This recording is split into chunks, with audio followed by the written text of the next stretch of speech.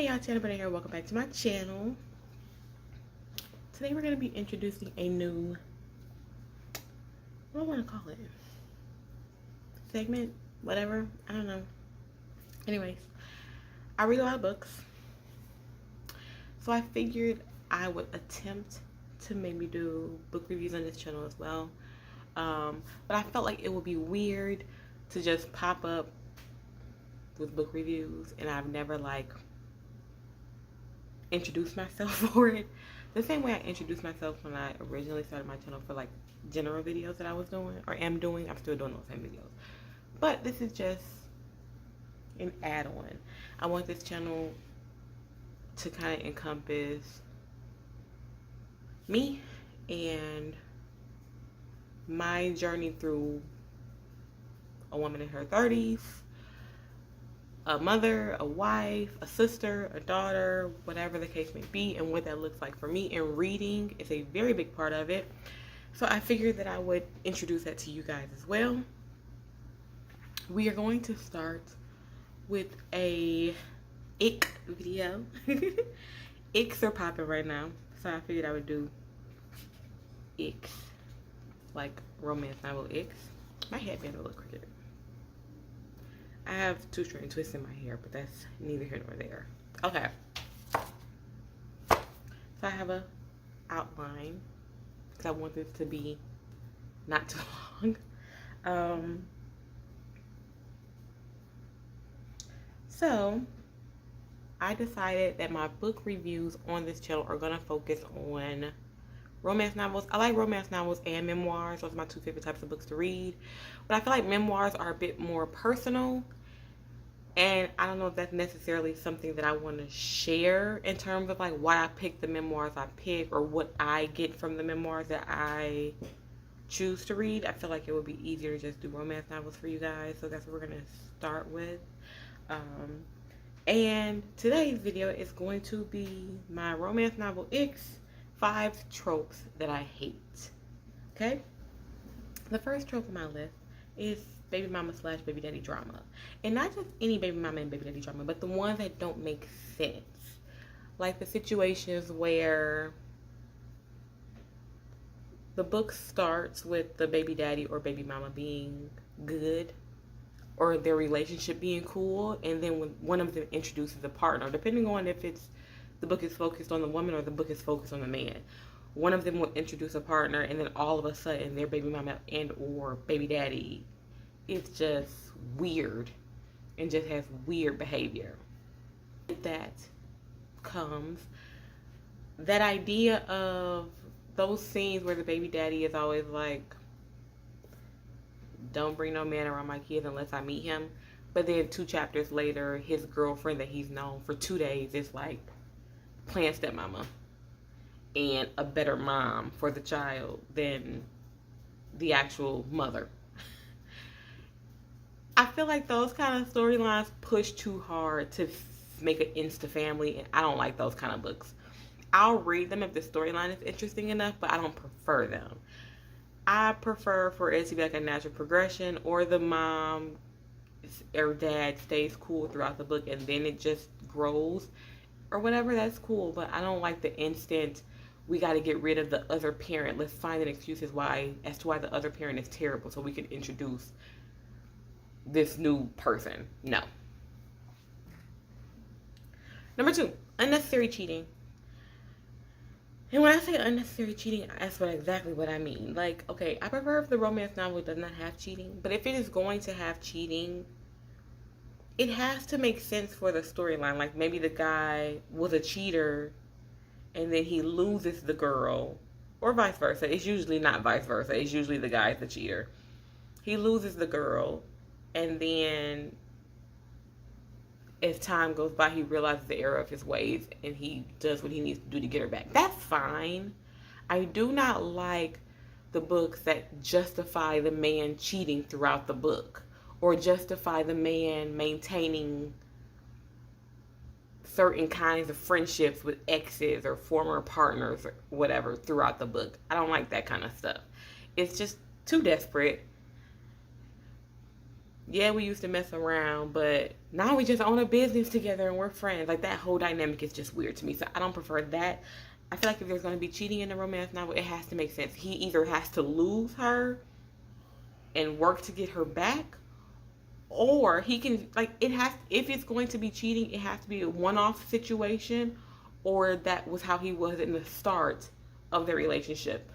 But the throughout the relationship thing, and she kind of just keeps turning a blind eye to it, or keeps, why are you doing this to me, and takes him back over and over again. I don't care about those kind of books.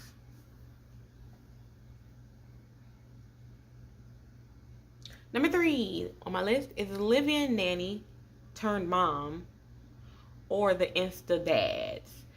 Those make me cringe. And when I say that, I mean those books where the partner died. Like, if it's a single mom or a single dad and the partner passed away, and the new hero is instantly trying to be the father figure, or the single dad, he moves a woman in to play the nanny or be the nanny, and then 2 chapters later he didn't fell in love with her and now she's the new mom. Like, those kind of books I'm not interested in. I don't think there's a good way to do that ever. I think it has to be, if the other parent is dead, it has to be like a slow burn, or they have to meet with the intention of dating. Like, oh, I think you're attractive, we should go out. But I don't like that thing where, like, the mom is at the park with her child or whatever, and you can tell she's a single mom, and so he steps in, and now, like, no. Because in real life, if a guy walked up to you, tried to dictate what you were doing with your child, you wouldn't be happy about that. And I get romance novels are supposed to play on the fantasy, but that's just taking it too far. I'm not here for it. Number 4, Overly Ratchet. And I know y'all like, Teanna, you black, you shouldn't say that. And I like, Teanna, you black, you shouldn't say that. I'm saying it. I don't like books that go out of their way to prove how hood a guy is, or how hood a girl is in a book. And this is coming from somebody who's not, I'm not from the suburbs. I get it that those types of people exist, but I will say it makes it, I'll give you an example. It makes it hard to read because the way we speak AAVE or use swear words, curse words, that they're going to call them, does not translate the same way on paper. So you can say this MFer got me effed up in real life, and you like, oh, cool, got you. But on paper, it just looks forced, especially if it's the entire word spelled out. It just does not convey the same message. Like, I feel like there has to be a nice balance of AAVE. If you're going to put profanity in, profanity is fine. But it shouldn't seem forced to where you're intentionally trying to make the girl or the woman, I'm sorry, or the man this overly hood, overly ratchet persona, and for no reason they're cussing left and right. And it's like, that didn't sound right. That I'm not into. They can be from the streets without, yeah, I know what I'm trying to say. Number 5. Number 5 on my list is justified abuse. Not here for it. When I say justified abuse, I mean in terms of she said something he didn't like, so he hemmed her up against a wall. Or he said something she didn't like, so she slapped him. He cheated, so she slapped him. She cheated, so he slapped her. Overly possessive, like he's stalking her because he feels like he doesn't deserve her. And this one book I was reading, he killed her ex-boyfriend just because it was her ex-boyfriend, and he was like, nobody deserves you but me kind of vibes. And it was just like, I didn't finish that book.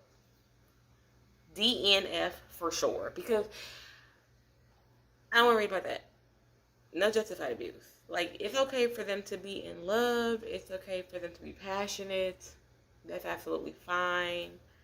However, there's a way to do it without being abusive. And sometimes books cross the line. And once I see they've crossed that line, I'm really usually not interested in continuing reading the book. So those are the 5 tropes that I hate in romance novels. Those are my romance novel icks. Could I come up with more? Maybe. We're just going to keep it at 5 today. Okay? Alright, you guys, I hope you enjoyed this video. If you did, like, comment, subscribe down below.